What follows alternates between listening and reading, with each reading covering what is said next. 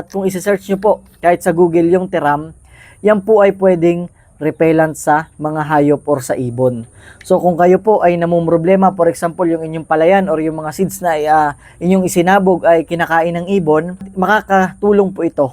Kung tayo po ay nakakaranas din na dinadaga yun pong ating mga sakahan, yung ating mga palayan, yung ating mais, ay ito po ay nakakatulong.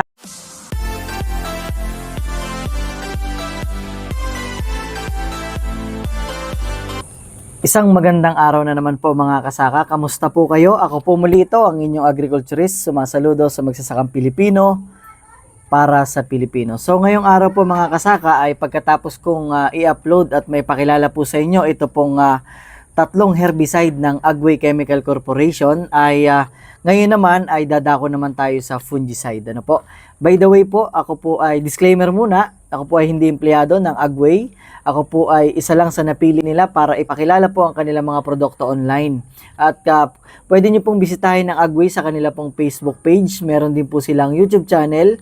Meron din po silang TikTok channel at saka meron din po silang Shopee account. So, ngayon po ay ang ipapakilala ko po sa inyo ay isang uri ng fungicide. Ito pong kanilang Vanguard. Actually po, meron na rin akong video nito ng mga dati pa-uploaded na po ito sa YouTube. Pero kung hindi nyo pa po napapanood, ay ilalagay ko po sa description yung link or sa comment section. So, ito pong fungicide natin, Vanguard po siya, 80WG. So, ito po isang uri ng powder at itong hawak ko po ay 500 grams. Ano po? So, ibig sabihin, pag ito po gagamitin natin, ito po ay tutunawin muna natin sa tubig. Mas maganda po. Ito pong Vanguard fungicide, ito po ay pwede po ito sa palay, pwede rin po ito sa saging, pwede rin po ito sa mangga, pwede rin po ito sa mga leafy vegetable, pwede rin po ito sa mga onion, pwede rin po ito sa mga avocado. Ano po? Pwede rin po sa patatas kung kayo po ay nagtatanim nito.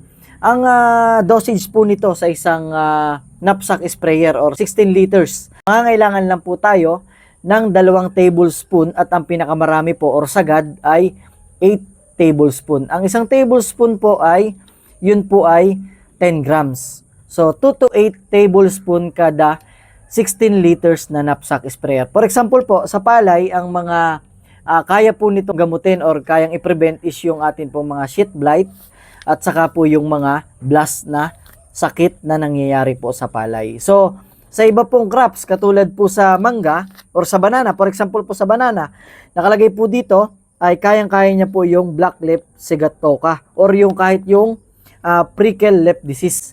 Kung kayo po ay nagtatanim ng saging dyan po sa parting Mindanao ay pwede po itong Vanguard para po maiwasan natin yung sigatoka na problema po ng saging. At kung halimbawa naman po tayo po ay nagtatanim ng mangga, yung pong scab or yung anthracnose ay pwede rin pong gamitin ito pong Vanguard para po mapigilan, maiwasan at magamot po natin yung ganyang mga sakit na nakapagpapabawas po ng ating ani or nakakapagpapangit ng quality ng bunga ng atin pong itinatanim. For example naman po, sa mga tinatanim natin na vegetable, yung mga leafy vegetable is ang kalimitan at maraming problema po niyan ay yung mga blight at saka po yung mga leaf spot. So, kung leafy vegetable po yung atin tinatanim at saka mapansin po na mga mamimili natin ng ating mga buyer na yung dahon ay may mga spot na itim or kulay brown, hindi na po maganda at hindi na po ganun bibilhin or mas mababa na yung presyo. Ganun din po sa palay. Kaya po, ito pong Vanguard fungicide ay mainam po nating gamitin para maiwasan po yung mga sakit sa atin pong halaman. Ang tanong po, kapag po ba tayong ay nag-spray na or gumamit natin itong Vanguard, kailan po yung interval? As long as po na nag-spray po na tayo nito at tumama po ito sa bunga or sa dahon, basta po yun ay na-dry na. Ano po, yung unang spray natin, pwede na po ulit tayo mag-spray. Pero ang mas maganda po niyan mga kasaka, at least 1 week po na yung pinakang interval bago po tayo gumamit ulit. At alam nyo po ba, ang active ingredients nito ay tetramethyl tiram. At kung isi-search nyo po kahit sa Google yung tiram, yan po ay pwedeng repellent sa mga hayop or sa ibon.